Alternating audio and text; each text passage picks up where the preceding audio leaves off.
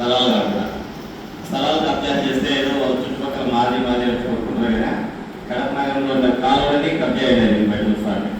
అంటే ఏది ఇక్కడున్న ప్రతి ఒక్క నాయకుడు ఏదో ఒక విషయంలో ఏదో ఒక డివిజన్లో ఖచ్చితంగా ఈ కాలువలు ఆక్రమించారని తెలియజేసే ఉన్నాడు.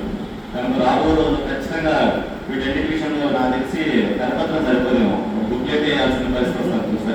అన్ని కబ్జాలు అడ్డారు.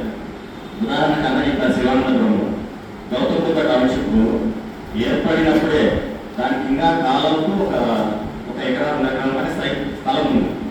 అయితే అతను ఏం చేశాడంటే అప్పుడు వైసీ పార్టీ ఉన్నారు కాబట్టి మేమందరూ పోయి అడ్డుపడినా కూడా లేదు నేను ఆక్రమించిన అని చెప్పేసి నైట్కే వేసేసి సమాధిలోనే మొత్తం ఇప్పుడు ఉండే రిజిస్టర్ ఆఫీసు దాని పక్కన ఇల్లు కూడా సమాధులు కాల్చే ప్రదేశంలో ఉన్నాయి.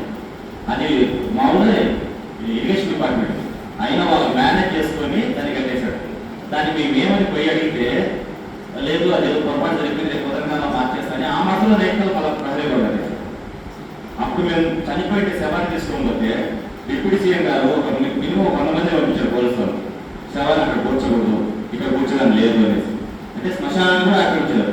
దాంట్లో ఎందుకంటే మా నాన్న సమాధులు ఉండదు లోపల ఖచ్చితంగా